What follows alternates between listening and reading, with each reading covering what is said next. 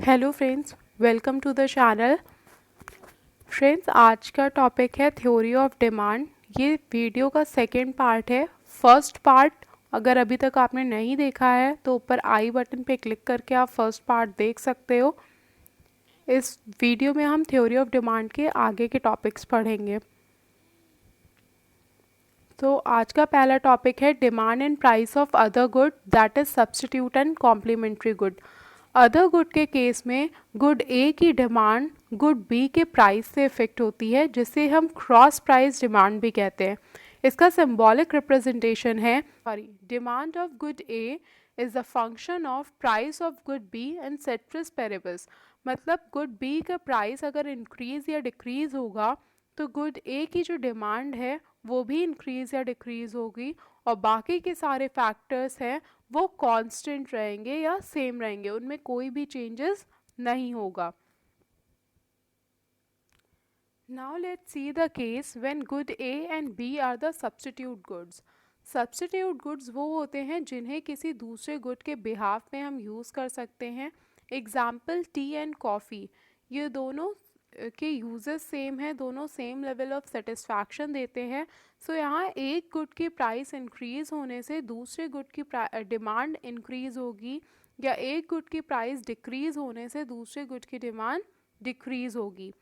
Example coffee का price constant है, T का प्राइस ₹200 से इंक्रीज़ होकर के 250 हो जाता है, तो जो हमारी कॉफ़ी की डिमांड है वो भी इंक्रीज़ होगी, क्योंकि कॉफ़ी भी हमें सेम लेवल ऑफ सेटिस्फैक्शन देता है just like T. Substitute good के प्राइस इंक्रीज़ और दूसरे गुड के डिमांड इंक्रीज़ होने से जो हमारा डिमांड कर्व है वो भी शिफ्ट हो जाता है राइटवर्ड साइड में। इस चीज़ को हम इस फिगर के थ्रू समझ सकते हैं कि जब P1 लेवल जो कि शो कर रहा है कॉफ़ी का प्राइस वो कांस्टेंट है, जो हमारी डी डिमांड कर्व है वो शो कर रहा है कि इनिशियली टी का प्राइस क्या था और उस पर कितनी कॉफ़ी की क्वांटिटी डिमांडेड थी। तो यहाँ पे प्राइस ऑफ टी ₹200 था, तब हमारी कॉफ़ी की क्वांटिटी डिमांडेड C1 लेवल थी। जब टी का प्राइस 200 से इंक्रीज होकर के 250 हो गया तो हमारी कॉफ़ी की क्वांटिटी डिमांडेड C1 लेवल से इंक्रीज होकर के C2 लेवल हो गई, और हमारा न्यू डिमांड कर्व ड्रॉ हुआ जो कि यहाँ पे शो कर रहा है D1 curve.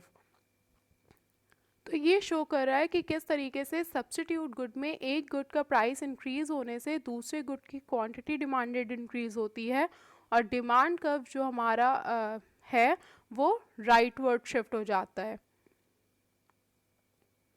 Now let's see the case when good A and B is a complementary good. Complementary good वो होते हैं जिन्हें हम एक साथ यूज़ या कंज्यूम करके अपनी वांट्स को सेटिस्फाई करते हैं। एग्जाम्पल कार एंड पेट्रोल, ये दोनों गुड कंबाइन हो करके तभी हमारी वांट्स को सेटिस्फाई करते हैं। इस केस में एक का प्राइस डिक्रीज होने से दूसरे की डिमांड इंक्रीज होती है, या एक का प्राइस इंक्रीज होने से दूसरे की डिमांड डिक्रीज होती है। अगर हम एग्जाम्पल ले कार एंड पेट्रोल का, तो अगर कार और पेट्रोल को हम अलग अलग यूज़ करेंगे तो वो हमें सेटिस्फैक्शन नहीं देगी। हमें कार को यूज़ करने के लिए हमें पेट्रोल चाहिए ही चाहिए। सो अगर पेट्रोल का प्राइस इनिशियली ₹35 था जो कि इंक्रीज़ होकर के ₹40 हो जाता है, तो जो हमारी कार की डिमांड है वो डिक्रीज़ हो जाएगी, बिकॉज पेट्रोल का प्राइस इंक्रीज़ होने से उसकी परचेजिंग पावर डिक्रीज़ हुई, और फिर बिना पेट्रोल के कार भी वर्क नहीं करेगी। सो एक गुड के प्राइस इंक्रीज़ होने से दूसरे की डिमांड डिक्रीज़ होती है, और इससे क्या होता है जो हमारा डिमांड कर्व है वो भी लेफ्टवर्ड शिफ्ट होता है। इस फिगर में आप देख सकते हो P1 लेवल पे जो कार की प्राइस है वो कांस्टेंट है, लेकिन जो हमारा डिमांड कर्व है D है वो शो कर रहा है कि पेट्रोल का प्राइस पहले ₹35 था, तो जो कार की क्वांटिटी डिमांडेड थी वो C1 लेवल पे थी। लेकिन जब पेट्रोल का प्राइस ₹35 से इंक्रीज होकर के ₹40 हुआ, तो कार की क्वांटिटी डिमांडेड C1 लेवल से रिड्यूस होकर के C2 लेवल पे आ गई, और हमारा जो डिमांड कर्व है वो न्यू डिमांड कर्व ड्रॉ हुआ, जो कि यहाँ पे नेम दिया हुआ है D1। सो जो हमारा डिमांड कर्व है वो लेफ्टवर्ड शिफ्ट हो गया। सो ये दो केस थे जहाँ पे एक गुड के प्राइस इंक्रीज या डिक्रीज होने से दूसरे गुड की डिमांड इन्फ्लुएंस होती है। नाउ नेक्स्ट टॉपिक है demand and income of the consumer. किस तरीके से कंज्यूमर के इनकम में चेंजेस आने से, इंक्रीज या डिक्रीज होने से किसी गुड की डिमांड इंक्रीज या डिक्रीज होती है। यहाँ पे गुड्स बेसिकली नॉर्मल या इन्फीरियर गुड्स होते हैं। कंज्यूमर की जब इनकम में चेंजेस होते हैं तो उसकी परचेजिंग पावर भी चेंज होती है। अगर कंज्यूमर की इनकम इंक्रीज़ हो रही है तो उसकी परचेजिंग पावर इंक्रीज़ होगी, जिसमें वो ज़्यादा क्वांटिटी परचेज कर सकता है या good quality of product purchase कर सकता है। या कंज्यूमर की इनकम डिक्रीज़ होगी तो उसकी परचेजिंग पावर रिड्यूस हो जाएगी, जिसमें वो बेटर प्रोडक्ट नहीं परचेज कर सकता या किसी प्रोडक्ट के लिए वो ज़्यादा पैसे नहीं पे कर सकता। इसको हम लोग इनकम डिमांड कहते हैं और इसका सिंबॉलिक रिप्रेजेंटेशन है demand of good a is a function of income of consumer and ceteris paribus. मतलब कंज्यूमर के इनकम इंक्रीज होने से गुड की डिमांड इंक्रीज या डिक्रीज होती है और बाकी के फैक्टर कांस्टेंट रहते हैं। Normal goods are those whose demand rises with the rise in the income of consumer.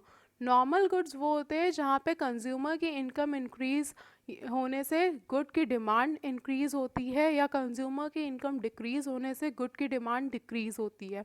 Example organic product, organic foods. Organic foods थोड़े कॉस्टली होते हैं जिन्हें कंज्यूमर जो या लो वेज अर्नर्स है वो परचेज नहीं कर सकते, लेकिन वहीं अगर उनकी इनकम इंक्रीज़ हो जाती है, उनकी परचेजिंग पावर इंक्रीज़ होती है तो वो उस प्रोडक्ट को परचेज़ करना चाहते हैं, उसकी डिमांड इंक्रीज़ हो जाती है। तो जो हमारा इस केस में हमारा डिमांड कर्व है वो राइटवर्ड शिफ्ट होगा। वहीं अगर इनकम रिड्यूस होगी, डिमांड रिड्यूस होगी, तो जो हमारा डिमांड कर्व है वो लेफ्टवर्ड शिफ्ट होगा, क्योंकि डिमांड भी हमारी रिड्यूस हो जाएगी। सेकेंड प्रोडक्ट आता है इन्फीरियर गुड। इन्फीरियर गुड वो गुड्स हैं जिनकी डिमांड डिक्रीज होती है कंज्यूमर की इनकम इंक्रीज होने के साथ। मतलब अगर कंज्यूमर की इनकम इंक्रीज हुई तो गुड की डिमांड डिक्रीज होगी, अगर कंज्यूमर की इनकम डिक्रीज हुई तो गुड की डिमांड इंक्रीज होगी। Example course serial. ये कुछ ऐसे प्रोडक्ट्स हैं जिसे जो लो वेज अर्नर्स हैं वो बेसिकली वो यूज़ करते हैं, क्योंकि उनके पास इतना पैसा नहीं होता कि वो good quality of product purchase कर सके।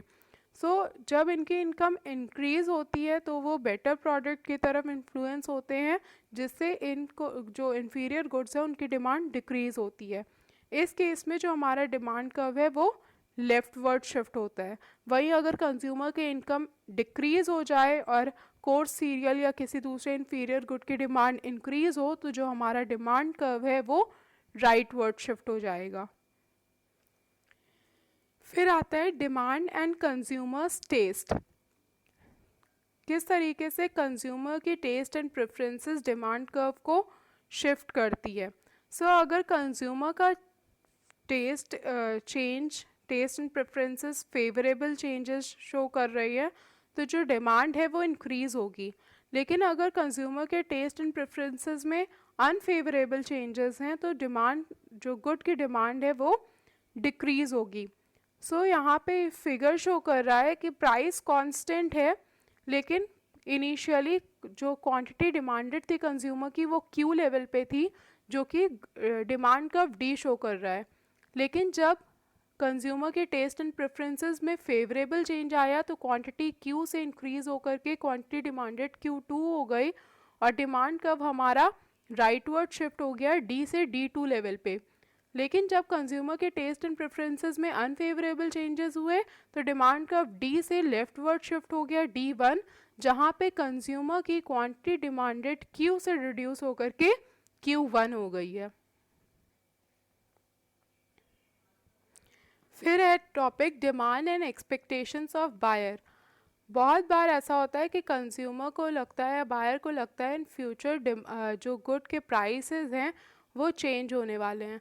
तो अगर कभी ऐसा लगता है कि फ्यूचर में गुड के प्रोडक्ट के प्राइसेस इंक्रीज़ होने वाले हैं तो कंज्यूमर पहले से ही जो एग्जिस्टिंग रेट है करंट प्राइसेस चल रहे हैं उसी में ही गुड को स्टॉक करने की कोशिश करता है, उसे पहले से ही परचेज करने की कोशिश करता है, जिससे कि वो इन फ्यूचर ज़्यादा उस प्रोडक्ट के लिए प्राइस ना पे करे। सो इसमें भी डिमांड इंक्रीज़ होती है।